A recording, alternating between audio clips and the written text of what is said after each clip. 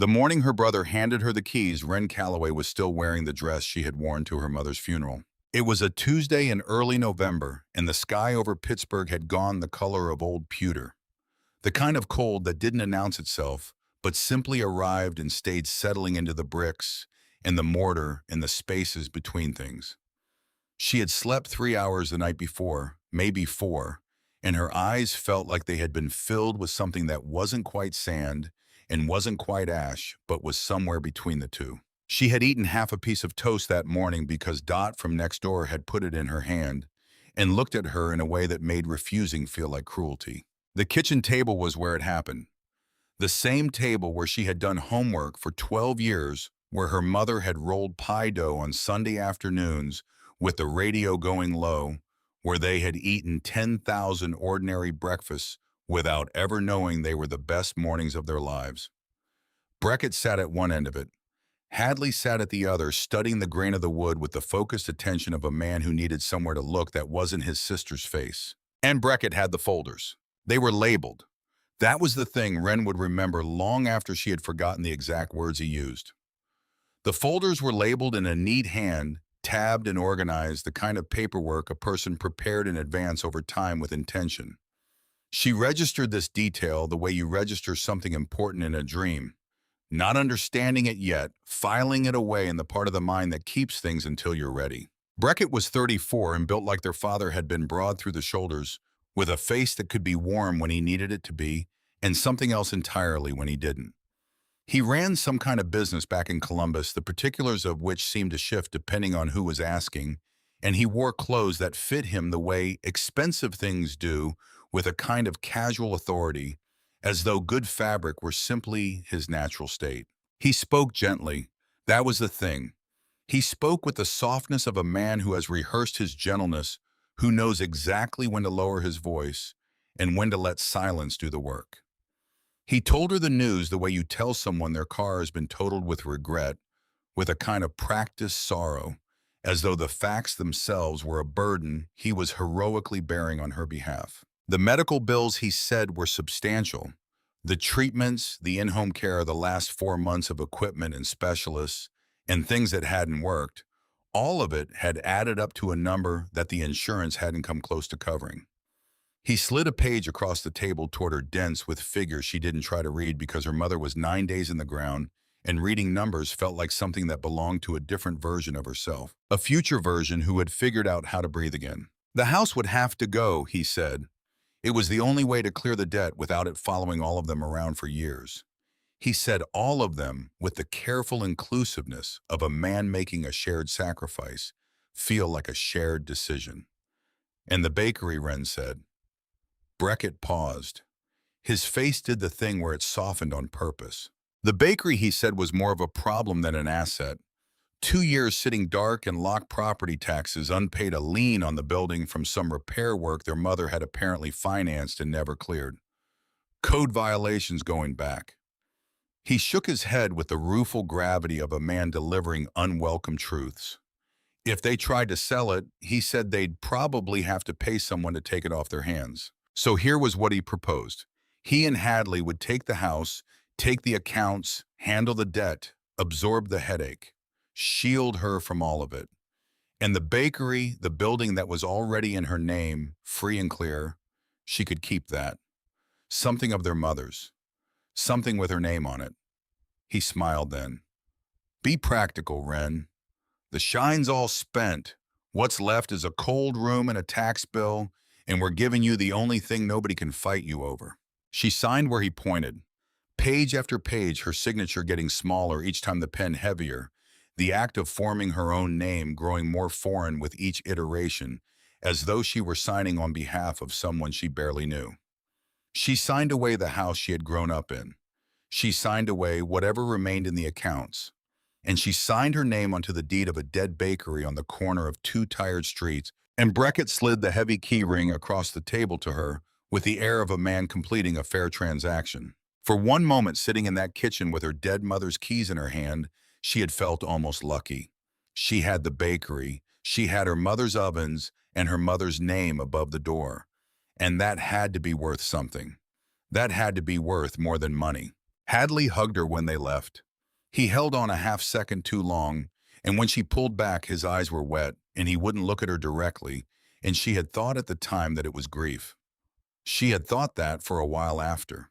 The new owners of the house were polite and a little impatient, the careful courtesy of people who want a space emptied. "You can have until Friday," the woman in the nice coat had said. "After that, we start the renovation."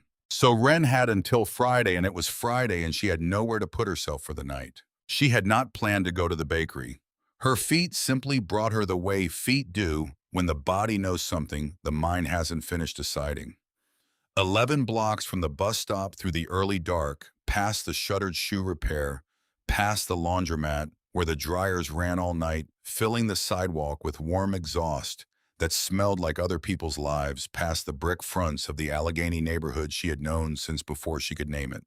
The bakery sat on the corner where two streets intersected with the tired familiarity of a place that had always been there. The big front window had gone gray with dust. The sign above the door maze was still there, still gold, though the letters had begun to peel at the edges in the way that paint peels when it has given itself completely to a surface and the surface is slowly letting go. Wren stood on the sidewalk and looked at it and felt nothing she could name, which frightened her more than crying would have. Then she heard the click of nails on concrete and a sound that was low and hopeful, and she turned. He came around the side of the building the way he always had, low to the ground and careful. A dark red dog with a graying muzzle and one ear that had healed wrong after some old injury, giving him the permanent expression of a creature paying close attention. The neighborhood had always half-owned him. Her mother had named him Rue for his color and fed him every morning at the back door a heel of yesterday's bread and whatever the day had left, before she unlocked the front for the first customers. Wren had assumed he was long gone. Dogs like that didn't last, and no one had filled the back step bowl in 2 winters. But here he was, thinner, slower. His eyes had gone a little milky at the edges. He walked straight to her and leaned his whole weight against her shins, the way he had always done with her mother, with the uncomplicated trust of an animal that has decided you are safe. She whispered something she hadn't planned to say, something about him waiting, about the door. He thumped his tail once against the brick wall. She tried the keys on the back door, working through them in the cold until one turned. The door gave with a sound like something long held releasing, and the smell came out to meet her. And that was the thing that finally broke her open. Cold flour and old sugar, and a sweetness baked so deep into the walls over 30 years that 2 winters of locked doors and empty cold hadn't been able to kill it. For 1 second, it was every good morning she had ever had. For the next, it was a room that would never be the same thing again. She let the dog in behind her and closed the door against the November wind. The back room was exactly as her mother had left it on the last day she'd been well enough to stand at a counter. The 2 large mixing bowls upside down on the drying rack.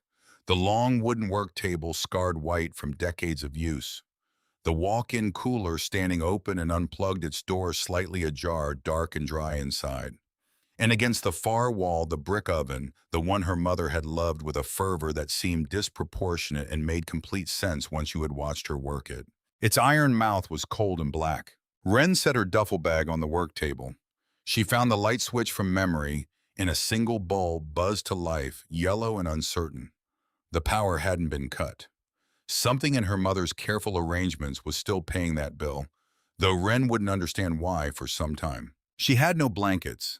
She found the clean proofing cloths on the linen shelf, the ones her mother had draped over rising dough, and she made a place for herself in the corner nearest the brick oven, where the walls still held the ghost of warmth from every fire that had ever burned inside it. Rue circled 3 times and settled against her with a sigh that seemed to come up from somewhere very deep. And she put her hand on his ribs and felt them rise and fall, and was grateful in a way she couldn't have articulated that she was not alone in this dark. She counted her money in her head. $51.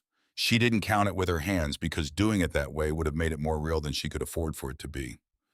The 200 bracket had pressed into her palm at the door, had gone to the bus, to a few days of groceries she had carried with her, and eaten standing up in the house she was no longer allowed to sleep in, to the practical small purchases of a person arranging the logistics of their own displacement. After that, she made herself stop thinking about the money. She matched her breathing to the dog's slow rhythm and listened to the old buildings settle around her in the cold, the tick and creak of a structure accommodating the temperature, and she waited for morning with her eyes closed. Sometime past 2, she gave up and got up, careful Rue, waking with her and following. She walked the front room in her socks, the display cases empty and clean, wiped down by her mother on the last day, as though she were simply closing for the night and would be back in the morning. The brass bell was still over the front door. Wren touched it with one finger and didn't let it ring. On the shelf behind the register, the shelf where her mother kept the things that mattered, she found it. A battered tin box, rectangular, painted by hand with a single yellow pear on the lid, the paint worn soft at the edges from years of floury fingers. The recipe box. Wren had watched her mother open this tin 10,000 times and had never once been permitted to look inside. When you're ready, her mother used to say, and tap the lid with one finger and put it back on the shelf. Wren carried it to the work table and sat on the stool and opened it under the buzzing light. The cards were there, dozens of them soft at the corners from a lifetime of handling. Her mother's careful printing on every one. Sweet bread, morning rolls, the custard tarts that sold out before 8 most days. Wren lifted them out in stacks and her eyes blurred and she had to set them down. Underneath the cards, flat against the bottom of the tin, was an envelope. It was sealed. The paper had yellowed at the edges the way paper does when it has been waiting a long time.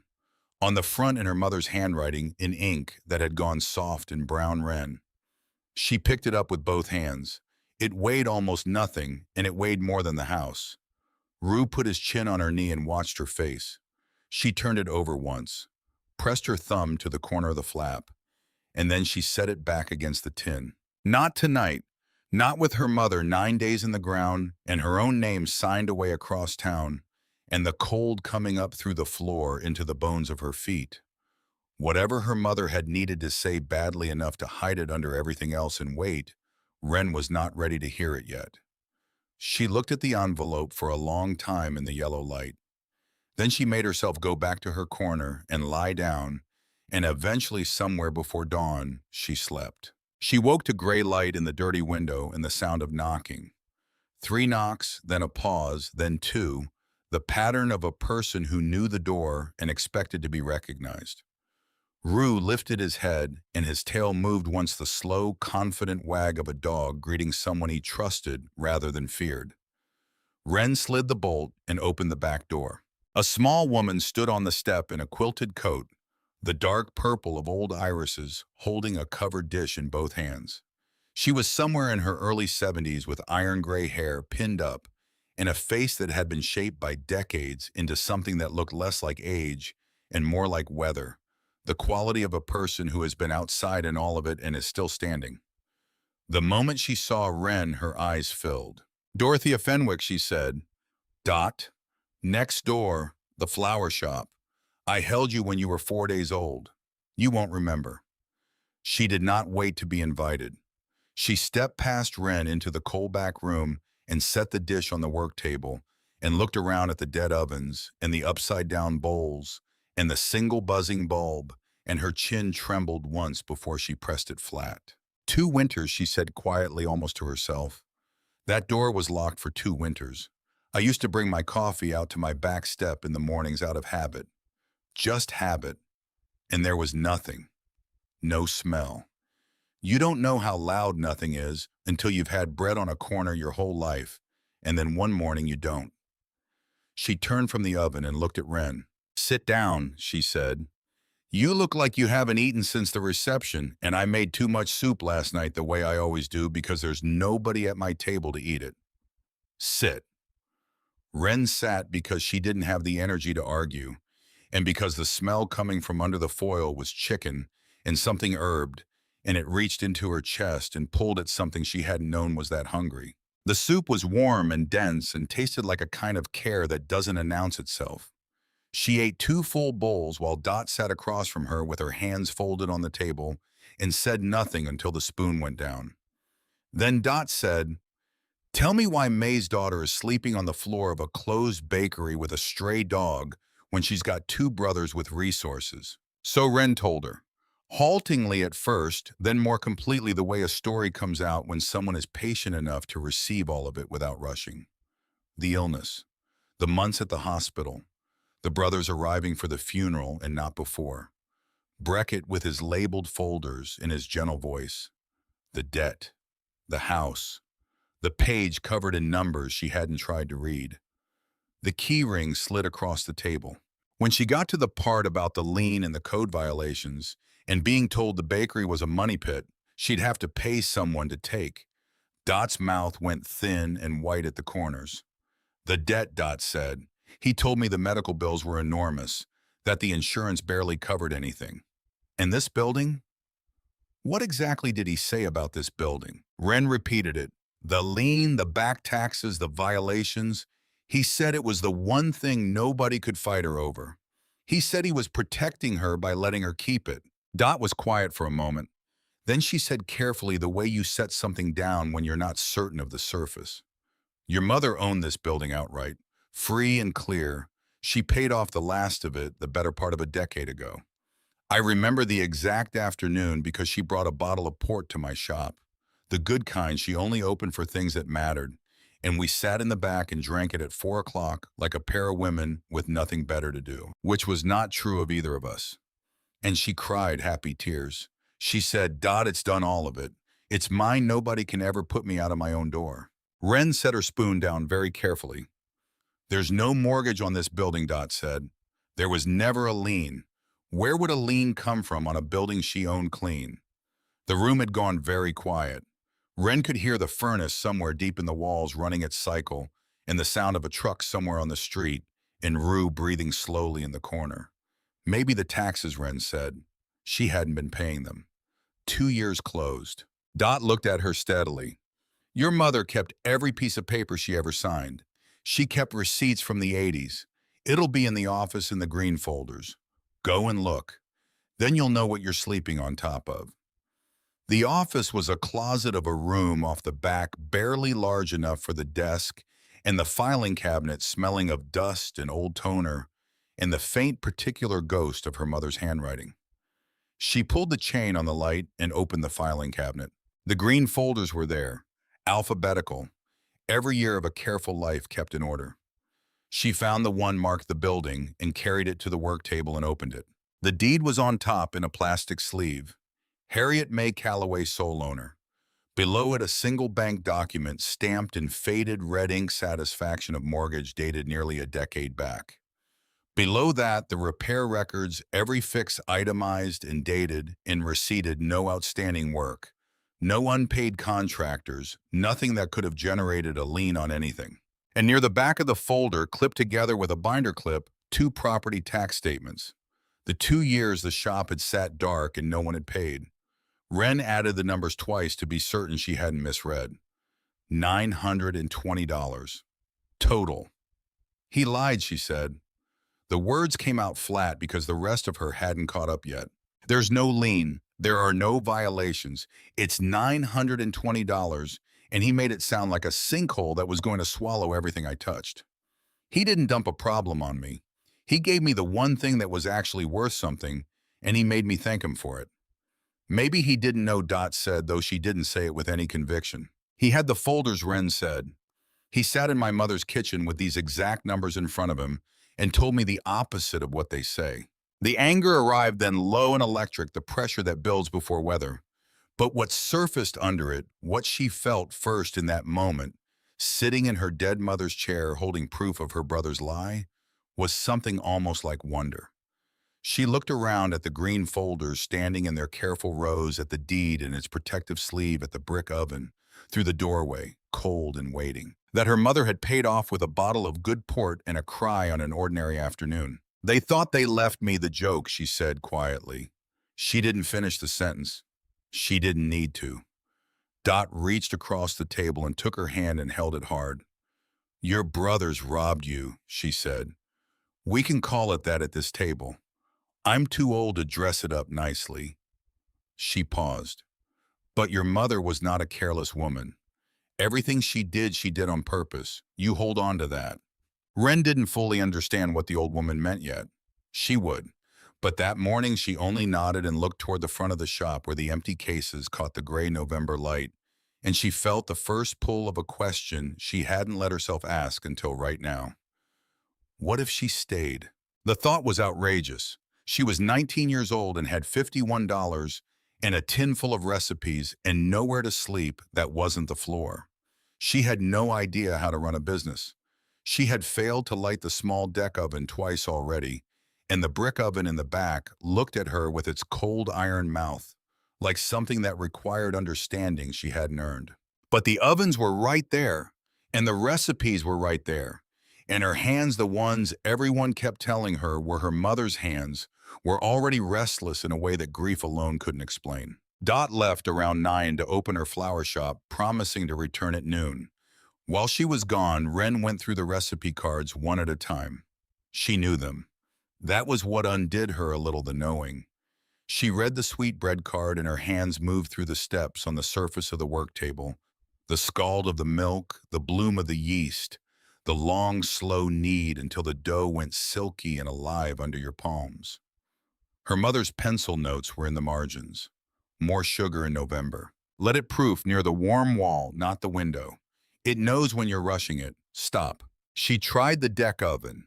She knelt in front of it with a long match and turned the gas and waited, and got nothing but a soft hiss and a smell that made her back away quickly and crack the front door to the cold. She tried 4 times. Her hands started to shake, and it wasn't about the oven anymore.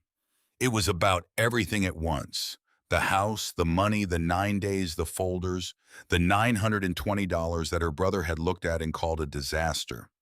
One small mechanical failure standing in for every larger thing that had gone wrong. She sat down on the floor of the front room with her back against the cold display case and put her face in her hands and let herself cry. Properly this time, not the controlled grief of a funeral, not the numb, dry-eyed shock of the signing table, but the real kind, loud and ugly and complete. Rue pushed his head under her arm and stayed there until it was finished. It didn't take as long as she expected. When it was over, she felt scraped clean in a way that was almost useful. When Dot returned at noon, she took one look at the long match on the floor and the cold oven and made a sound in her throat. You don't light maize ovens with prayer and a stick, she said. That deck oven is old and it has opinions. And the brick oven in the back that is not a machine. That one is something else entirely. Somebody has to show you. There's nobody to show me, Wren said. There is one person, Dot said, and she was already pulling out her phone. Clement Pruitt had run May's brick oven for the better part of 20 years before his knees made standing, for long stretches, a negotiation rather than a given. He lived 4 blocks over with his daughter and son-in-law and 2 grandchildren who were loud in the way that children are loud when they are very well loved. He was 68 years old and had a face like weathered oak and white stubble on his jaw, and a cane he leaned on with the resigned irritation of a man who considered it a personal affront. Dot called him, and Wren could hear from across the room that he was pretending to be put out the elaborate theatrical reluctance of a person who had already decided to come before the asking was finished. He arrived 20 minutes later, slow and careful on the back step, his cane on the concrete, and then his foot, and then his cane again, a measured rhythm. Rue's head came up and his tail began to move before the shape appeared at the door. Clement came in out of the cold one careful step at a time and did not look at Wren first. He looked past her at the brick oven against the back wall, and his face did something that a person who didn't know him might have missed, a tightening, and then a release, a kind of grief that was also a kind of recognition. Filthy, he said. She never let a speck sit in the oven mouth overnight. She'd be ashamed. Hello to you too, Clement, Dot said pleasantly. He grunted. Then he turned his eyes to Wren and looked at her steady and without performance. You're the small one, he said. The one who used to sit on the flour sacks and steal the corner off every fresh loaf before it cooled. May let you get away with it. She'd have run anyone else off. He leaned forward on the cane, peering at her hands where they rested on the work table. You've got her hands. Everyone keeps saying that, Wren said. Because it's true, he said. And because hands are the only thing that don't lie about a person. Everything else a person can fake, not the hands. He shuffled to the brick oven and laid one spotted hand flat against the cold surface, gently the way you greet something that has been waiting and doesn't know if you're coming back. "So what do you want from me?" he said. Dot wouldn't say on the phone, just said, "Come, May's girl is home and she needs you." Knew I couldn't say no to that sentence. Wren opened her mouth and found the answer already formed. "I want to open it again," she said. "I don't know how to run a bakery. I can't light the small oven. I have her recipes and I have her ovens, and I have nowhere else to go, and I think I want to try." The room was quiet. Dot had gone still by the door. Rue watched from his corner. "You think you want to," Clement said, "or you want to." "I want to." He studied her for another long moment. Then he set his cane against the work table and he rolled up one sleeve and then the other slow like a man preparing for an argument. He has every intention of winning. "Then we don't talk about it," he said. "Talking is for people who aren't going to do the thing. We clean this oven today. Tomorrow I show you the fire. It takes most of a day to bring her up to temperature, and you do not rush her. You understand me? You do not rush her. She will crack, and then she is no good to anybody. Your mother burned 3 batches learning that, and she had a temper worse than mine." He almost smiled. "Now get me a bucket and the stiff brush, not the soft one. We are not painting." They cleaned the oven that first day. Wren did most of the reaching because Clement's knees made crouching a thing of the past, and Clement did all of the directing from a stool pointing with 2 fingers at every spot she missed. By the time the light through the window went dark, her arms ached from wrist to shoulder, and her nails were black, and she felt better than she had felt since the cemetery. Not fixed, not unbroken, but better in the specific way that physical work makes you better when everything else is beyond your control. The body doing what it can, the hands finding use, the hours passing with something to show for them. Clement left in the early evening with his cane and his coat, not saying goodbye exactly, just saying 7 tomorrow and pulling the back door shut behind him. Wren sat at the work table in the yellow light with Rue against her foot and the oven clean and dark beside her, and the recipe box and the sealed envelope side by side on the shelf where she had put them for the night. She was not ready for the letter yet.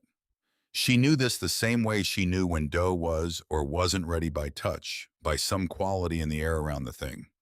Whatever her mother had needed to say was waiting and would keep waiting until the time for it arrived. She banked what small warmth she had left, made her nest of proofing cloths in the corner near the oven's stored heat, and lay down with the dog warm against her side. Above them, the old building ticked and settled in the November cold. Outside, the 2 streets crossed in the dark the way they always had. Somewhere past the laundromat, the dryers were still running, filling the air with the warm exhaust of other people's evenings. The brass bell above the front door was still. The display cases were dark and empty and clean. Wren closed her eyes and let the building breathe around her and thought for just a moment about the $920 and the deed in its plastic sleeve and the way her brother had smiled when he placed the keys in her hand, and she let those thoughts move through her without grabbing at them. Then she thought about tomorrow, about fire, about the patience a thing requires before it will give you what you came for. She slept. The fire, Clement told her, was not a thing you learned. It was a thing you earned. He said it on the first morning standing at the mouth of the brick oven with his cane hooked over the edge of the work table and his sleeves already rolled, watching her arrange the kindling the way he had shown her the afternoon before. Small and dry at the center. Then larger pieces built around it with air between them, not packed tight, not careless, but structured. The way a good argument is structured, each piece supporting the next. Nothing wasted. "You're rushing it," he said, and she hadn't thought she was. "I'm just trying to get it right." "Rushing and getting it right are not opposites," he said. "You can rush a thing and get it right. The oven will still know. It will hold the impatience in the walls and give it back to you in the bread." She looked at the structure of wood she had built and tried to see what he saw. She pulled one piece out and repositioned it. Then another. Clement watched without comment. She lit it from beneath the way he had shown her and crouched back on her heels and watched the flame catch and travel, and she left the iron door cracked just the way he had said. Not wide, not shut, that fraction that created the draw without smothering what was trying to breathe. The smoke that came was thin and pale and fast. Good Clement said, which was the closest he came to praise in those early days. He lowered himself onto a stool with a sound like something old and well-used settling into a familiar position, and he told her to sit and watch the fire for 2 hours. Just watch it. Do nothing else. She was restless by the 40-minute mark. She shifted on her stool and caught herself reaching for something to do and made herself put her hands back in her lap. Boring, Clement said without looking up from the middle distance he seemed to be examining. Yes, she said. Bread is mostly boring, he said. People think it's the warm smell and the pretty loaves. It isn't. It's the waiting. It's doing the small correct thing 10,000 times, and most of the 10,000 times, nothing interesting is happening. He poked the fire through the cracked door with a long iron tool. Your mother understood that. She didn't like it any better than you do, but she understood it. Understanding something and liking it are different things. He was quiet for a moment. Question is whether she gave you the patience or whether you're going to have to grow it yourself. Wren watched the fire and didn't answer because she didn't know the answer yet. The first batch was a disaster. The oven ran too hot because she had fed it too much in the second hour, wanting more from it than it was ready to give. And the loaves came out black on the bottom and raw in the middle. The worst possible combination, neither done nor salvageable. She stood looking at them on the peel and felt the failure move through her like weather. She did not cry. She put the ruined loaves in the bin and cleaned the peel and started again. The second batch came out pale and dense. The oven had cooled further than she realized while she was preparing the dough, and she hadn't accounted for the recovery time. The bread was edible technically, but it had no life in it. It lay on the cooling rack looking defeated. Clement ate a piece of the second batch, chewing slowly and thoughtfully the way a person chews when they are deciding something. What do you taste, he said. She tried a piece. Cold now and heavy. A mistake, she said. Which mistake? She thought about it honestly. I didn't trust the oven. I thought I knew where it was and I didn't check. He nodded once. That's the one that costs the most, he said, assuming you know where something is when you haven't looked. He set down the rest of his piece. Try again. The third batch she rushed the proof because she was tired and her back ached from crouching, and she convinced herself in the way that exhausted people convince themselves of things that it was close enough. It wasn't. The loaves came out dense as clay, no spring, no crumb, the yeast having given up somewhere in the process, because she hadn't given it the time it needed to finish its work. Clement ate a piece of that one too. Now you know what impatience tastes like, he said. Remember it. You can't aim for right if you've never met wrong. The fourth batch she overcorrected, extending the proof so long the dough collapsed on itself, exhausted, the structure gone.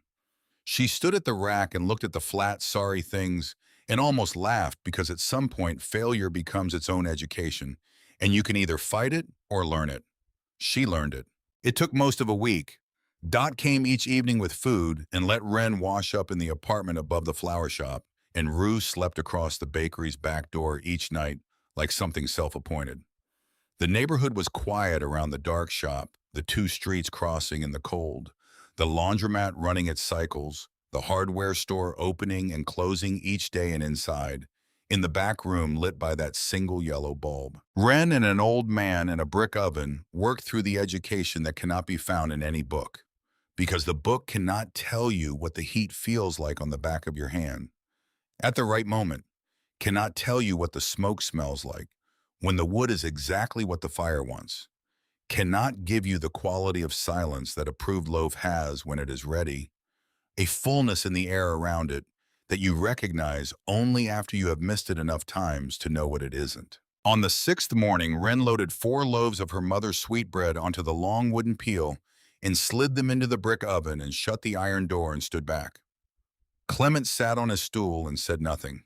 She watched the clock on the wall, the old round-faced one her mother had hung there 30 years ago and never replaced because it had never been wrong. She resisted the urge to open the door and check. She had checked too early twice before and lost heat she couldn't easily get back. She waited. She counted her own breaths, and when she ran out of patience, she counted them again. When the timer she had set went off, she opened the iron door. The loaves were golden, high and rounded the crusts, the brown that her mother had always called honest. Nothing pale, nothing burnt, just the color of something that had been given enough time and enough heat in exactly the right proportions. She slid the peel under them one at a time and brought them out and set them on the cooling rack and stood back. Clement came off his stool. He moved to the rack and stood looking at the loaves for a moment. Then he picked up the nearest one and turned it over in his hands and knocked the bottom of it once with his knuckle. The sound it made was hollow and clean. He broke the end off, the corner the piece she had always stolen as a child. He put it in his mouth and chewed, and his jaw worked slowly, and his eyes went wet in the way that very old men's eyes go wet when something reaches them that they weren't prepared for. "There she is," he said, and his voice was not quite steady. He said it to no one and to everyone. "There she is." He would not take money. When she tried, he waved his cane at her with the genuine offense of a man whose dignity has been questioned, and she stopped trying. "Your mother fed this block for 30 years, he said. "She fed me the winter my wife was in the hospital, and I couldn't think straight enough to boil water. You open the door. Now watch how fast a neighborhood remembers who kept it warm." He was right. She didn't know yet how right. It was Dot who found the ledger. She was clearing the office of 30 years of accumulated paperwork to make room for Wren to actually use the desk. And she came to the doorway holding a fat book bound in cracked black cloth, the kind that old-fashioned grocers used, and her face was doing something complicated that Wren didn't have a word for. She handed it across without speaking. Wren opened it at the work table under the overhead light, and her first feeling before she had read a single line was a sudden breathless hope, because she was 19 years old and had $51 at the start of this week. And here was a book that looked exactly like a record of debts, owed names and amounts in her mother's careful printing, and for one shameful second she thought about collecting. Then she read the first entry. The Ferreira family. New baby born early. 2 weeks of bread and soup for the house. And beside the amount, a single line drawn through it in her mother's pen and 3 words paid in full. She turned the page. A man's name she half recognized, a former neighbor out of work during a difficult stretch at the mill that had laid off half the neighborhood over one bad winter. 1 loaf daily. Tell him it's the day old. Do not let him pay. 11 months of entries. A line through all of it. Paid in full. Another name. A young couple new to the street, a sick infant, a mother too exhausted to cook. Soup and bread delivered Sundays for 4 months. Paid in full. She turned pages. She kept turning pages. The widow 3 doors down, who had received a fresh loaf every Friday for the last decade of her life, and who it turned out had never been asked for a cent, because May had simply told her it was whatever was left at the end of the week. The paper boy who left every morning with a custard tart in his jacket pocket that he apparently believed he was getting away with. The entire day shift at a machine shop 2 blocks over during the winter, the ownership cut hours without warning, fed at May's counter, so they would have somewhere warm to wait out the afternoon without it costing them what little dignity the situation had left them. Page after page after page. 30 years of names, 30 years of small generosities, each one written down as carefully as any debt, each one crossed out with the same 3 words in the same steady hand. Paid in full, paid in full, paid in full. She kept the books on her own kindness, Wren said. Her voice didn't work quite right. Not so anyone would pay her back, Dot said quietly from where she stood in the office doorway. Just so she'd remember she did it. She had a saying I used to argue with her about because I thought it was foolish. She'd say, Dot, the ledger always balances. It just doesn't always balance in money. She paused. I told her she was being impractical. I've been thinking about that conversation for 9 years now, and I'm only starting to understand that she was the smarter one at that table. Wren closed the ledger and held it against her chest and sat with it for a while. Then she stood up and went back to the oven because Clement was right that talking was for people who weren't going to do the thing. Word moved through the Allegheny neighborhood the way word always moves through a place where people have known each other long enough to share a common memory. Dot told her customers. Clement told the men at the club he went to on Tuesday evenings where old men played cards and pretended the real purpose was the cards. The men told their wives, the wives told each other. And within the week, people Wren half remembered from childhood and people she had never met were knocking on the back door. Not to buy anything because there was nothing to buy yet, to help.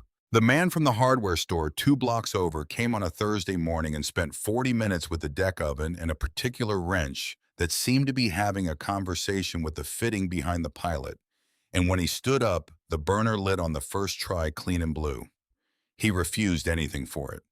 May had carried his store on credit for an entire year when the big box opened on the highway and nobody was sure he was going to survive it. He said he'd been waiting for a way to make it even and this was close enough. 2 women from a church 3 streets over that Wren didn't attend showed up on a Saturday with buckets and industrial cleaner and spent most of the day on their knees on the front room floor. And when they stood up, the old tile showed its original pattern for the first time in years. Small cream and brown squares in a simple design that her mother had once told her she had chosen because it looked like it would last, which it had. A man who painted signs and murals spent a Saturday on a ladder outside, and when he climbed down and stepped back onto the sidewalk and looked up the window, said Mays again in fresh gold letters. And beside the name because Wren had asked him for it, and he had said, of course, without asking why, a single yellow pair. People brought things. A stand mixer that worked where the old one had given out. 50-pound sacks of flour and sugar that appeared on the back step before dawn, left by people who didn't want to make a thing of it. A stack of mismatched chairs that were somehow exactly right. A cash register from a shop that had closed, and whose owner said he'd rather it go to May's girl than to a liquidator. An old man Wren didn't know pressed $200 into her hand one morning and was out the door before she could respond. And Dot, who had seen it happen, said his wife had cleaned the church with May every Saturday for 15 years, and not to chase him that it would hurt him worse to take it back than it had cost him to give it. Wren watched all of this and felt something she didn't entirely have a word for. Something between gratitude and humility, and a third thing that had no clean name. She had understood the ledger in her head, the record of her mother's 30 years of quiet generosity. But understanding a thing and feeling it land are different. She was 19 years old and had been handed what her brothers had called a money pit and a joke. And the neighborhood was filling it back up with everything her mother had put into it. Not as repayment, but as continuation, the natural movement of something that had always been meant to keep going. She did not watch passively. She organized what she could and made decisions about what she could reach. She studied the layout of the front room and moved 2 things and found it better. She priced the bread by checking what other bakeries in Pittsburgh were charging and setting her prices slightly below, not from lack of confidence, but because her mother's customers were not wealthy people and never had been. And a bakery that priced itself out of reach of its own neighborhood had misunderstood its own purpose. She drafted a simple opening announcement on a piece of brown paper and taped it inside the front window, handwritten in block letters the way her mother would have done. She was not waiting for permission. She had stopped waiting for permission somewhere in the second week, somewhere between the second failed batch and the third, somewhere in the hours of sitting with the fire and learning to read what it needed. The decision to open was hers. The timing was hers. The bakery was hers, and she had the deed in its plastic sleeve in the green folder to prove it. And she had paid the $920 in back taxes herself in cash. Walking into the county office on a Thursday morning with the money she had borrowed from Dot against the first week's earnings, and she had taken the receipt and walked back to the bakery and opened the green folder and placed the receipt inside it and closed the folder and put it back in the cabinet. And that had been the first thing she had done entirely on her own with no one watching and no one to confirm she had done it correctly. The receipt was in the folder. The folder was in the cabinet. The building was hers. On a Tuesday morning in the second week of December, 6 weeks after the Friday night, she had walked through the back door with Rue at her heel and $51, and the hollow feeling of a person who has been handed nothing and told it was everything. Wren Calloway baked a full run in both ovens. Sweet bread in the brick oven, morning rolls, and custard tarts in the deck oven that now lit on the first try every time. She filled the cases and stood behind the counter in her mother's apron, which was too long on her by 4 inches and tied twice at the back.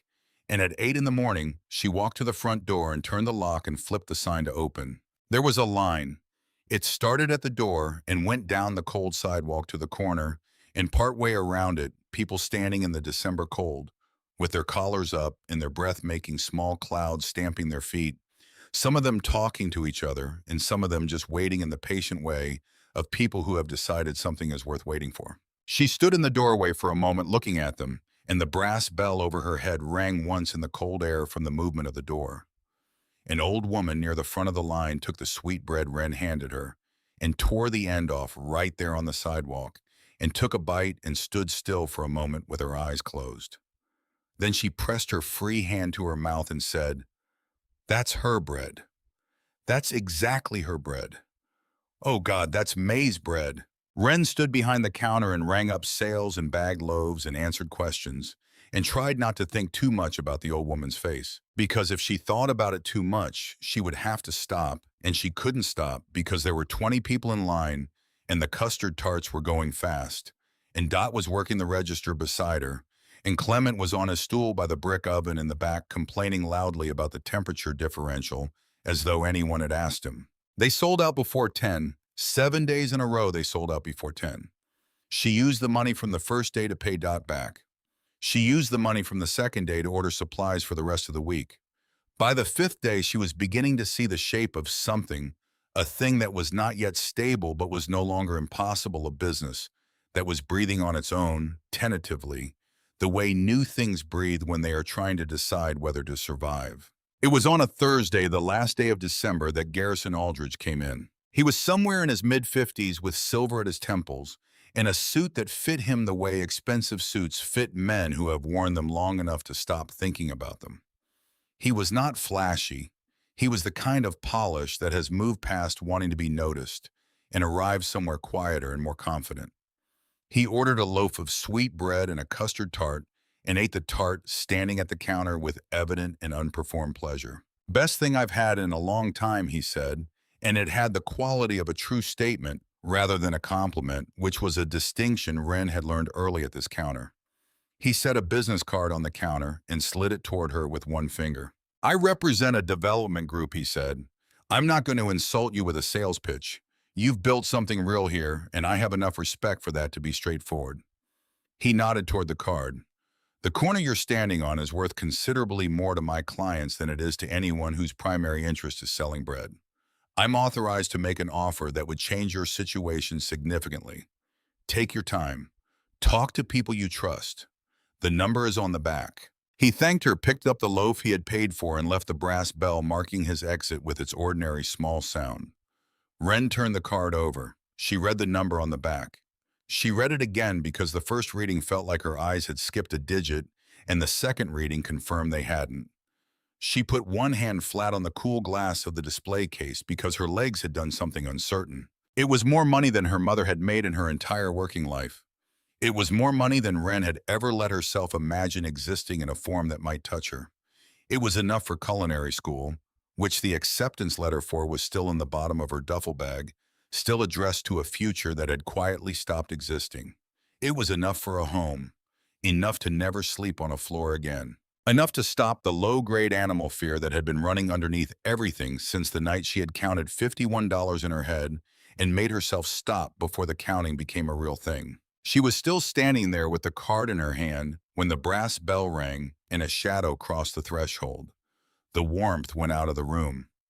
She knew the car double-parked at the curb before she registered the face.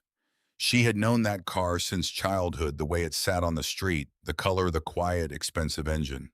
Beckett came through the door of May's Bakery in his good coat and looked around at the full display cases and the customers at the small tables Wren had arranged along the window, and the gold pair on the glass, and Dot at the register, and he spread his arms open in an expansive gesture.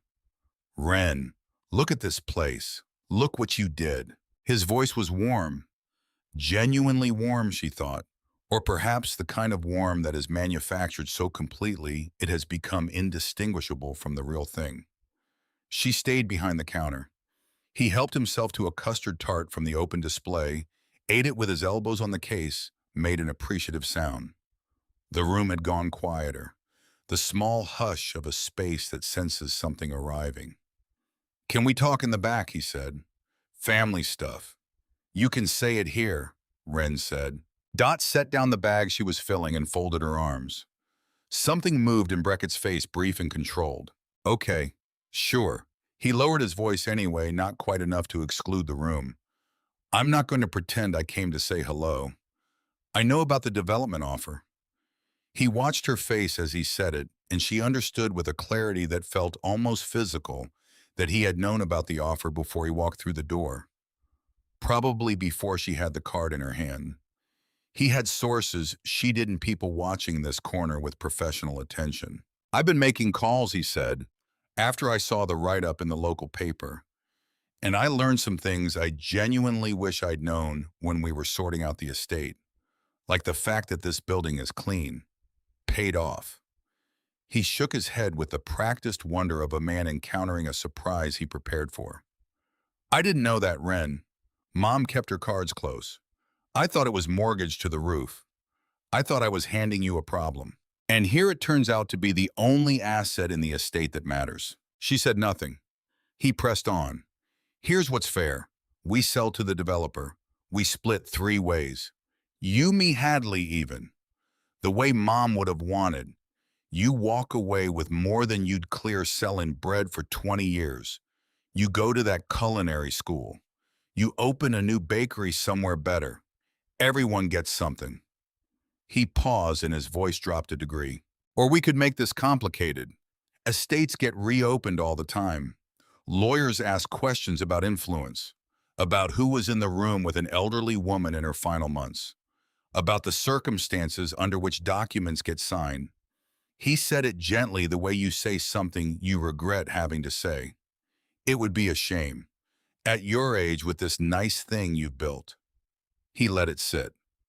"Or we do the smart thing. Like family." He set his own card on the counter, smiled at Dot.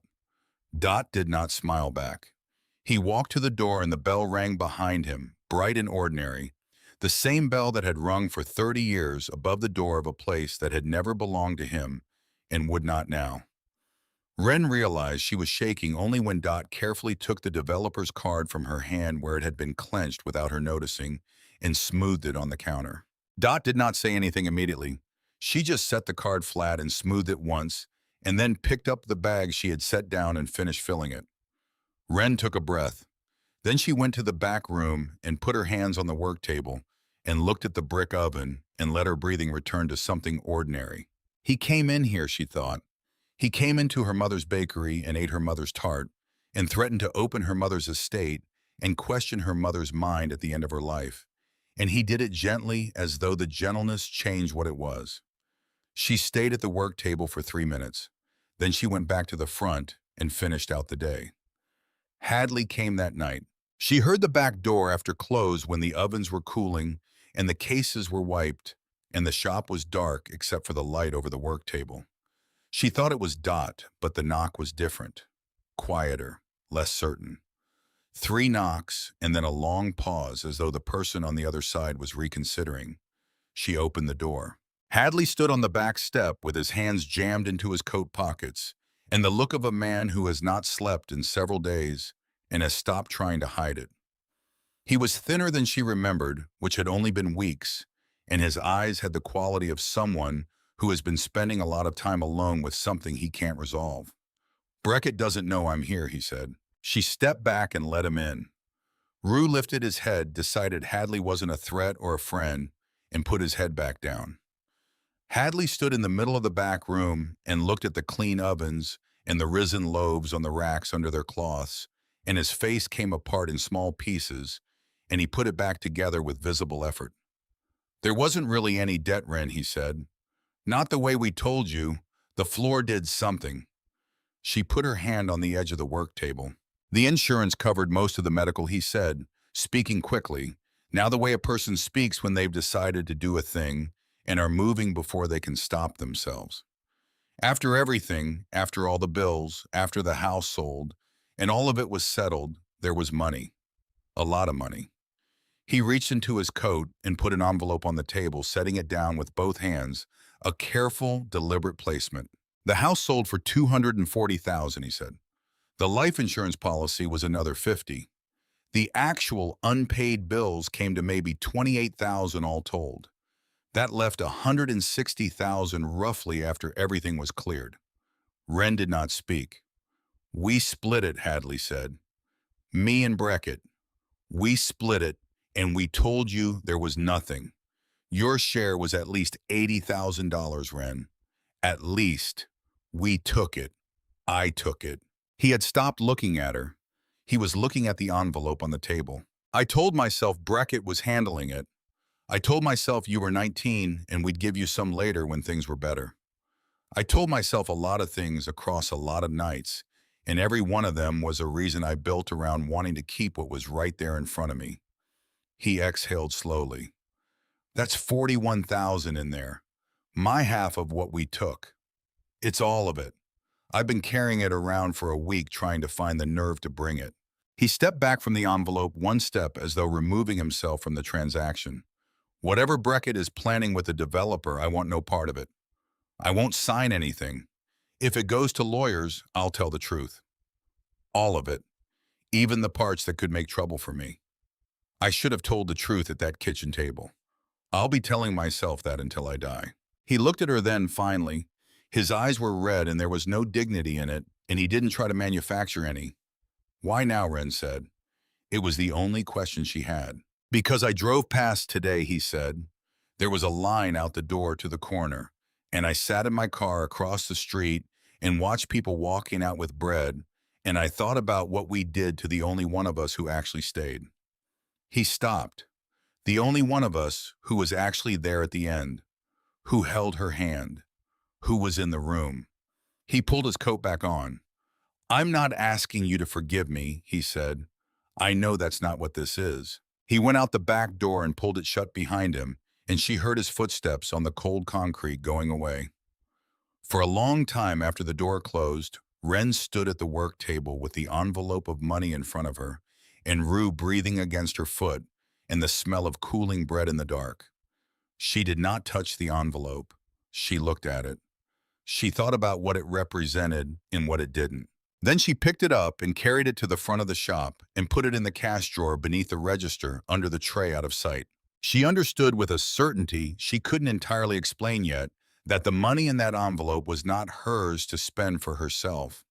It belonged to something else, something she could see the shape of, but not yet the full form. The room upstairs was empty. The roof had soft spots she had noticed when the rain came last week. And somewhere in Pittsburgh, she thought somebody was sleeping in a car. She would know what to do with it. She just didn't know yet the exact shape of the knowing. She went back to the brick oven and banked the coals the way Clement had taught her, covering them carefully so the heat would be waiting in the morning alive and ready, not wasted and not gone. Then she went to her cot, the one Dot had carried over from the apartment above the flower shop 3 weeks ago, and set up in the corner and covered with a proper quilt in a pillow that smelled like lavender in someone else's home. She lay down and Rue settled against her feet, and the building settled around them both in the winter dark. Outside, the two streets crossed in the cold. The gold pair on the front window caught the light from the street lamp and held it. The display cases were empty and clean, wiped down at the end of the day, the way her mother had done it, as though she were only closing for the night and would be back in the morning, which Wren thought was more or less the truth. She closed her eyes and let the warmth of the banked coals move through the walls, and she slept, and she did not dream. And in the morning the fire would be waiting exactly where she had left it. She opened the letter on a Sunday night in the middle of January, when the shop had been closed for 3 hours, and the street outside was empty, and the only sound was Rue breathing against her foot, and the occasional tick of the brick oven cooling in the back room. She had known she was ready the same way she knew the bread was ready, not by the clock, but by something that has no name, but is reliable if you have learned to trust it. She had waited 7 weeks. She had slept on the floor and learned to feed a fire, and failed 4 times at something her mother had done every morning for 30 years and then succeeded. And she had opened the door and watched a neighborhood come back to a corner. It had been grieving, and she had stood behind her mother's counter and listened to Beckett threaten her in a low voice while eating her mother's tart, and she had taken Hadley's envelope and put it in the drawer and left it there. She had done all of that, and now she was ready. She took the envelope from where it leaned against the tin painted with the yellow pear, and she sat on the stool at the work table, and she slid her thumb under the flap, and it gave without resistance, as though it had been waiting for exactly this pressure and no other. 2 pages. Her mother's handwriting, smaller than usual, packed close, every line used the way May wrote, when she had a great deal to say and was being careful about the space. My Wren. If you are reading this, then you came back to the shop, and that tells me everything I needed to know about which of my children I could trust with the only thing that was ever really mine. She had to stop and breathe before she could go on. The letter said, I have known for some time that your brothers would do what frightened, small-hearted people do when a person they love dies and leaves something behind. They will count, they will divide, they will take. I watch them become men who measure everything against everything else and are never satisfied with what the measuring shows them, and I prayed I was wrong about them, and I do not think I was wrong. I could not stop them from taking the money. If I had divided everything equally while I was still well enough to do it, they would have found a way to dispute it, to drag you through lawyers and years and the ugliness that money brings out of people who have decided they deserve more than they have. So I am going to let them have the money. All of it. The house, the savings, the insurance, the things that shine. Let them take what shines. They will be satisfied for a little while, and then the money will be gone, because that kind of money in those kinds of hands is always gone. I have watched it happen enough times in enough families to know the shape of it. But this building I bought with my own hands and paid off with my own hands and put in your name alone, clean, where no one can reach it. I put it in your name, and I let your brothers believe it was a burden, a liability, a thing they were generously sparing themselves by letting you keep it. I disguised the most valuable thing I had as something no one would want. They will hand you a dead corner and think they have cheated you. My darling girl, it is the whole of me. Every recipe in the tin. Every person on this block who ever walked through that door with nothing and left a little fuller. The ovens are good for another lifetime if you feed them right and do not rush them, which you will try to do because you have always rushed the custard. Don't. They will take what shines. You take what lasts. I left them the money. I left you me. The handwriting changed in the last section, less controlled, the letters larger, and less even the hand of someone writing with effort. I am sorry if getting here cost you more than I planned. I hope they would at least be decent to you in the getting of it. If they were not, then you already know what I am trying to give you, which is, this family is not who shares your blood. It is who shares your bread. Open the door, Wren. Feed people. The ledger always balances. I love you. I love you. Light the oven. There was a postscript at the very bottom in the smallest writing on the page, as though it had been added later when the hand was less steady and the time was shorter. In the envelope with this letter, you will find a name and a number. Clarence Whitmore, attorney. He knows everything. He has been holding something for me. Call him when you are ready. Wren read the letter 3 times. Somewhere in the third reading, the grief and the anger and the fear, all of it, that had been living in her chest since the Tuesday morning of the funeral, and the Thursday of the signing table, and the Friday of the $51, all of it loosened at once, not disappearing, but releasing its grip, and what was left underneath was something so plain and so simple that it almost made her laugh. Her mother had seen it coming, every piece of it, and she had loved her daughter not with the love that hopes for the best from people, but with the love that plans around the worst and leaves the good things standing anyway. She looked in the envelope and found the small folded card with Clarence Whitmore's name and number written in her mother's hand, and she set it on the work table beside the letter and looked at both of them for a while. Then she picked up the black ledger from the shelf where she had put it after Dot found it, and she opened it to the front and took the letter and pressed it flat, and laid it against the inside cover, and she closed the ledger over it. The letter belonged at the beginning. It was the opening page of everything. She called Clarence Whitmore the next morning, Monday, before the first bake. He answered on the second ring, an older man's voice, deliberate and unhurried. The voice of someone who charges by the hour and has learned that patience is a professional asset. He said he had been expecting her call. He said May had prepared him thoroughly. She had, it turned out, prepared him very thoroughly. The affidavit had been drawn up 8 months before May died, when she was still well enough to sit in a lawyer's office for 2 hours and answer questions in front of a notary. It stated with the specificity of a woman who knew exactly what she was doing and intended to make that clear to any future reader that the building at the corner of Allegheny had been transferred to Wren Calloway's name freely without inducement or pressure by a woman of sound mind who had consulted independent counsel and was not under the influence of any person or substance. It stated the full picture of the estate's assets as May understood them at the time of signing. It named Beckett Calloway and Hadley Calloway by name and described in plain language the pattern of behavior May had observed over the years that had led her to make the arrangements she had made. Clarence Whitmore would provide this document along with supporting materials to any court that asked for them. Wren sat at the work table with the phone against her ear and listened to all of this, and then she thanked Clarence Whitmore and told him she would call again if she needed him. She understood as she set down the phone that Beckett's threat had always been hollow. He had put the building in her name himself to be rid of it, and he had done it cleanly through the same legal process he had relied on for everything else. He had no claim. He had hidden money from a 19-year-old girl, and his own brother was prepared to say so in sworn testimony. A man that exposed does not go to court. He performs the threat, and then he goes quiet and hopes the other person does too. Wren was not going to be quiet, but she was also not going to wait for him to come to her again. She called Beckett that afternoon. She made her voice ordinary and her request simple. She told him she'd been thinking about what he'd said and that she thought they should talk properly, the two of them, at the bakery at 10 in the morning 2 days from now. She said she would have coffee. He agreed. She could hear the satisfaction in his voice, the settling of a man who has been waiting for a capitulation and believes he can hear it coming. She spent the time between the call and the meeting doing what she had been doing every day. She baked, she opened the door, she served the line. She watched Clement on his stool and Dot at the register, and Rue in his patch of winter sun by the window, where 2 customers had already independently left dog biscuits on the sill without being asked.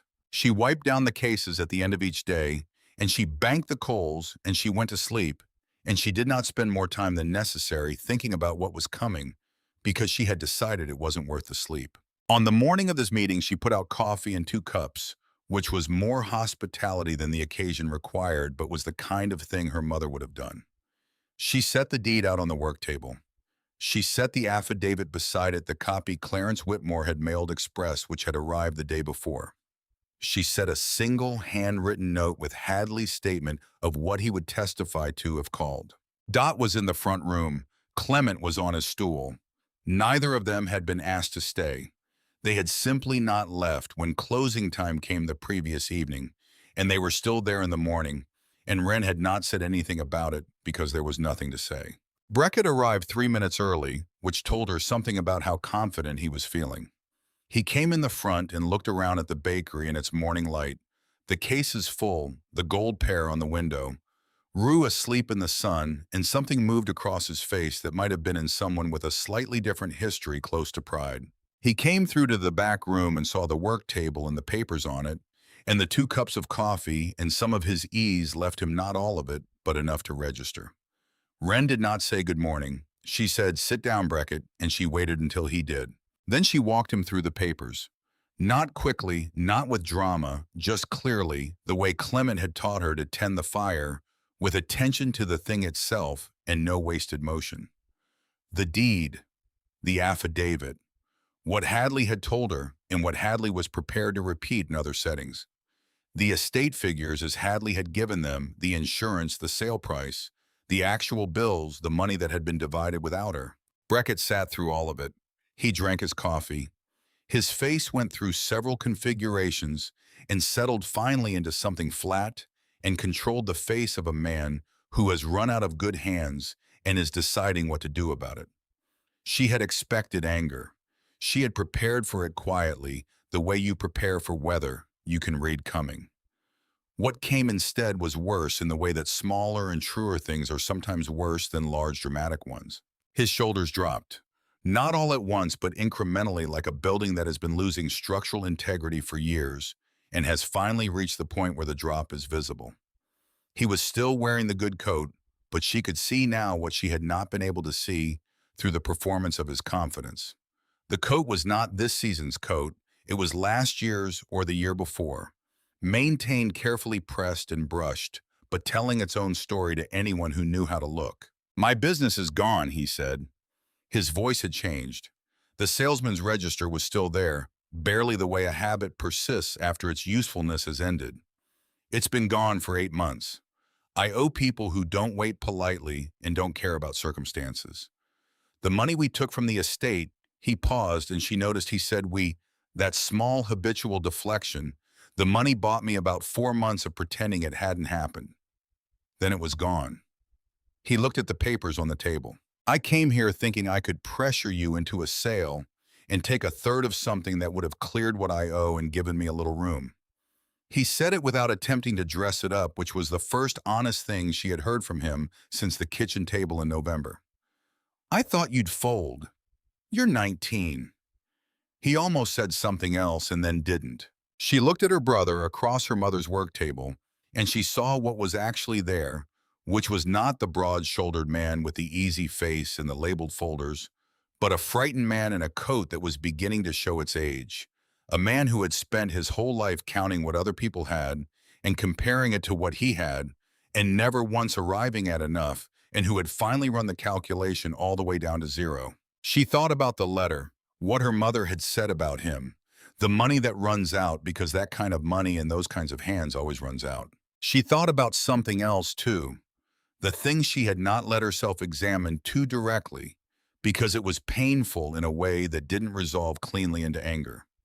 Her mother had loved the bakery and the late-born daughter who had grown up inside it with a fullness and a specificity that her sons who had grown up and left before the bakery was everything had not received in quite the same form. She did not think her mother had loved them less. She thought her mother had loved them differently and at a distance, and that the distance had done damage nobody had talked about, and that some portion of what Beckett had become was the shape that damage had taken in him over 30 years. This did not excuse a single thing he had done, but she could see it, and seeing it changed something in the room, not everything, but something. "Keep it," she said. He looked up. "The 80,000. Keep it. Pay what you owe. I'm not going to chase you for it." She let that sit for a moment, and then she said clearly, so there was no ambiguity, "And don't come back here with a developer or with lawyers or with anything else. There is no version of this where you get this building. Mom decided that before she died, and she was thorough about it, and Clarence Whitmore has everything he needs. That's finished." He opened his mouth. "It's finished," she said again, and her voice was her mother's voice. She could hear it, the tone May had used when a thing was decided, and repeating yourself was an insult to everyone in the room. Beckett closed his mouth.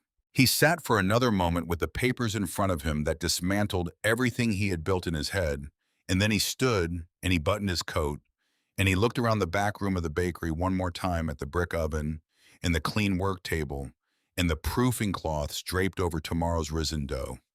And his face did something she had never seen it do before. It went entirely unguarded just for a second. And what was underneath was not anger and not calculation, but something much older and much quieter. The face of a boy who had left too early and come back too late and could not find the door back to the thing he had missed. Then it was gone, and he was buttoned up again, and he nodded at her once. A small nod, and he walked through the front room past Dot, who did not look up from what she was doing, and past Clement, who looked up very deliberately and held Beckett's gaze just long enough to be clear about it, and out the front door, and the brass bell rang behind him, ordinary and final. Wren stood at the work table and breathed until her hands were steady. Then she gathered the papers and put them back in the green folder, and put the green folder in the cabinet, and closed the drawer. Garrison Aldridge came back on a morning in early February, polite as always, a man who understood that a no given with time and consideration was a different category of no than one given in haste. He ordered coffee and a morning roll, and he sat at one of the small tables by the window for a while before he came to the counter. "I'm here for your answer," he said, "whatever it is." Wren reached under the counter and brought up a loaf of sweet bread, the best one from the morning's run, still faintly warm, and she set it on the counter and slid it toward him. "The answer is no," she said. "Thank you for the offer. I mean that. But this corner isn't mine to sell." She paused, finding the right words. "It belongs to the people who walk through that door. It has for 30 years. They need it more than I need the number on that card." He looked at her for a moment the way people look at you when they are deciding whether you mean what you just said. Then he smiled. A real one, not the professional warmth of a man closing a meeting, but the genuine article, a man encountering something he hadn't expected. "Your mother," he said, "must have been a genuinely hard woman to do business with." "She was," Wren said. "She really was." He paid for the loaf she had given him, left the change in the tip jar on the counter, and walked out into the February cold. She watched him go and felt something settle in her that had been waiting to settle since the Thursday in December when she had first turned his card over and read the number and felt the floor go uncertain under her feet. The development went up that spring, a block away, glass and clean angles, the kind of building that turns its back on the street it's built beside. May sat in front of it like a small, stubborn fact, the old brick and the gold pair on the window, and the line that started forming before 7 most mornings, and people seemed to love it more for the contrast, or maybe the contrast had nothing to do with it, and they would have come anyway because they had always come, because the corner had always been the corner. Petra arrived at the end of March. Wren was doing the second bake of the morning when the front bell rang, and Dot, who had been restocking the display, went quiet, in the way she went quiet when something required attention. The girl in the doorway was slight for her age, with the look of someone the years had not quite caught up to yet. She was in a coat too thin for Pittsburgh in March, which was still more winter than spring, regardless of what the calendar said. She had a backpack that held the compressed weight of everything a person owns when everything a person owns fits in a backpack. She stood just inside the door with her chin up and her eyes going first to the exits and then to the cases, and then to Wren behind the counter, and she had already composed her face into the expression of someone who is prepared to be told to leave. "I don't have any money," the girl said, and she said it quickly, the way you say a thing you want to get in front of before someone else can use it against you. "I'll go. I just wanted to be warm for a minute." "I'm sorry." "Sit down," Wren said. "You're letting the cold in." Something crossed the girl's face. Not relief yet, because she had learned to be careful with relief, but the precursor to it, the small, cautious opening of a door that has been shut a long time. She sat at the table nearest the radiator. Wren put a custard tart and a cup of milky sweet coffee in front of her and said nothing and went back to the bake. Dot refilled the coffee without being asked. Clement on his stool pretended with great concentration to be interested in the temperature gauge on the brick oven. The girl ate. She had 2 cups of coffee and ate the tart and a morning roll that Dot put down beside the plate without commentary, and she ate with the focused attention of someone for whom food has not been a casual thing for a while. Her name was Petra. She told Wren this after the second cup of coffee, along with the shape of the situation in the flat, even tone of a person who has told their own story enough times to have stopped expecting it to produce anything. She had aged out of foster care in February. 18 on paper, which was what mattered to the placement office that needed the bed for someone younger, though she carried it the way some people carry their age, as if the number and the person wearing it haven't entirely agreed with each other yet. She had been sleeping in the back seat of a friend's older brother's car since the temperature dropped, which the friend's older brother had been generous about and which Petra was clear-eyed enough to understand had a limited shelf life. Wren listened. She did not ask questions. She understood in the way you understand things that have happened to your own body, that questions from strangers feel like inventory, like you are being assessed for your own story rather than simply heard inside it. When Petra had finished, Wren leaned on the counter. I need someone who can be here at 4 in the morning, she said. Someone who doesn't mind getting flour in places flour shouldn't go. Someone who can learn to not rush the custard, which is the hardest thing I'll ever teach. She paused. It doesn't pay much yet, but there's a room upstairs with a lock on the door, and it's yours if you want the job. And the room comes with it either way. The room isn't conditional on the job. The room is just because it's March in Pittsburgh and no one should be sleeping in a car. Petra looked at her with the disbelief of a person who has been disappointed so many times by good things that they have stopped expecting good things to be what they appear to be. Why would you do that? She said. You don't know me. Wren thought about all the possible answers. She gave the truest one. Because someone did it for me, she said, and because my mother taught me that the ledger always balances. You'll understand that part later. Petra moved into the room above the bakery that evening. The rooms where May had raised 3 children over the ovens, the rooms Wren had cleaned and furnished simply in the months since reopening a bed and a dresser and a lamp and a table and a door with a good lock. She carried her backpack up the stairs and stood in the doorway for a moment looking at the room with its lamp on and the window looking out over the crossing of the 2 streets. Wren left her to it. That night, after the shop was fully closed and the cases wiped and the coals banked, she used the $41,000 the way she had known she would since the night she put it in the drawer. She did not keep it for herself. The roof first, she decided the soft spots she had been watching since November, and she called the roofer Dot recommended and got an estimate and wrote the check and felt nothing but rightness about it. After the roof, the wiring in the back room that Clement had been pointing at with his cane for 2 months and calling a liability. After the wiring, she opened a small account with the balance and wrote 2 words in her own ledger above the account number, community, ongoing. She went to the shelf behind the register and took down the black ledger. She carried it to the work table and opened it to the front page where she had pressed her mother's letter into the inside cover. She turned past the letter, past the first entries in her mother's hand, the name she had read weeks ago, the 30 years of paid in full. She found the first blank page. She picked up the pen that lived on the work table, the heavy one, with the good barrel that her mother had always preferred for the ledger, and she wrote carefully. Petra, room and training, paid in full. Below that on the next line, roof, building repairs, community fund, paid in full. She set the pen down. She looked at what she had written for a while in the yellow light of the single bulb above the work table. The same bulb that had been burning the first night, the one whose bill her mother had gone on paying after she locked the door, the bill that had kept a light on in a closed bakery for 2 winters, as though something in there were waiting. The ledger was not a record of the past. She understood that now fully in a way she had understood partially since the night she first read it. It was a practice, a verb, not a noun.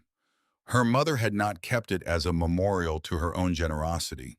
She had kept it as an act of attention, a way of seeing clearly what she was doing with her days, a way of holding herself accountable to the version of herself she had decided to be. Wren closed the ledger and put it back under the counter where it lived.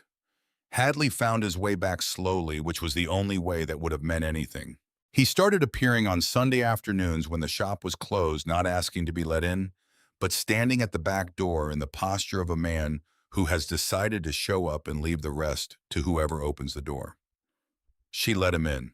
He brought his hands in his silence, and he washed the week's accumulated pans and restacked the flour sacks and did the small physical work of a place without needing to be directed. The way a person works when they know a space well and are trying to earn back the right to be in it.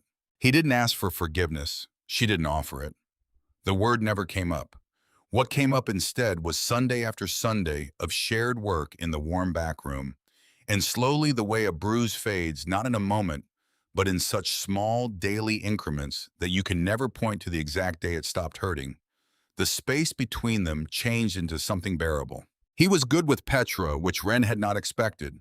He was patient with her questions about the register, and he didn't talk down to her, and when she made errors, he corrected them without theater, which she responded to by making fewer of them. They argued about music on the days when Wren let the radio run in the back, Hadley defending things that had come out before Petra was born, and Petra defending things that Hadley found incomprehensible. And the argument was the same argument every Sunday, and they both seemed to find it preferable to silence. Wren watched this and thought about the strange shapes that healing takes, the ways it doesn't look like what you imagined and is better for that. Beckett came back in December on a morning near the middle of the month, almost exactly a year from the morning she had first turned on the light, and found the single bulb still burning, and the smell of cold flour and old sweetness coming up to meet her. She recognized the sound of the front door before she saw him, the weight of it, the small catch in the frame.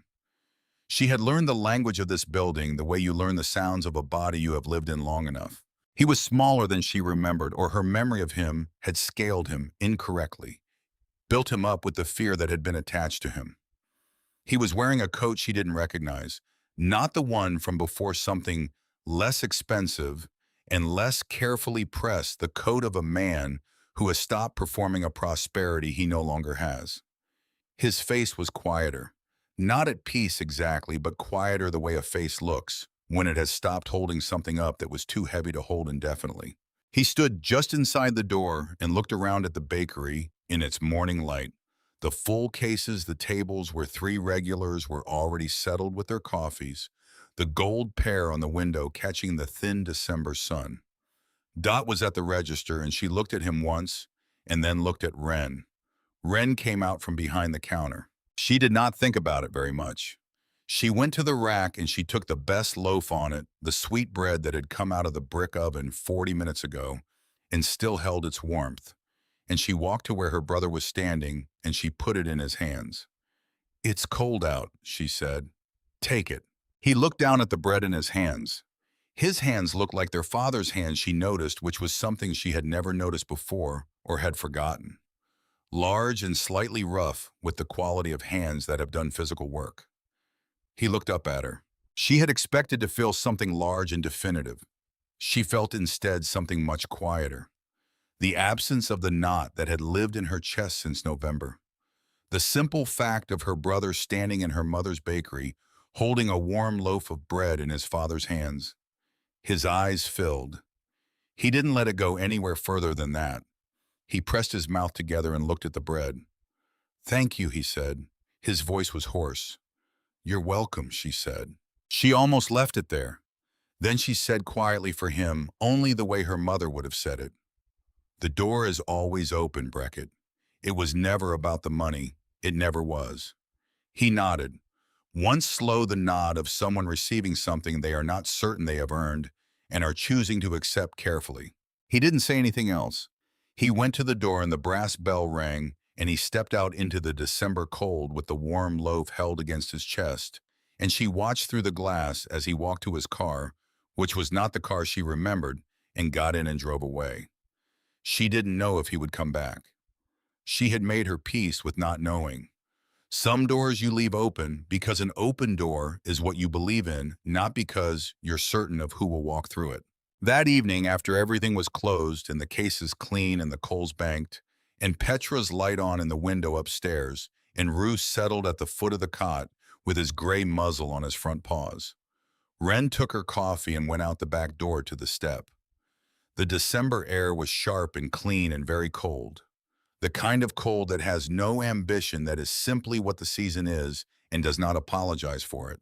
She sat on the back step where it had all started, where she had come around the corner on a Friday night in November with $51 in a duffel bag and the heavy ring of keys her brother had pressed into her palm with a smile, and Rue had come around the side of the building on his careful old legs and leaned his weight against her shins. And the door behind her had opened onto the smell of cold flour and old sweetness that was every good morning of her childhood, and also a room that would never be the same thing again. Rue came out with her now.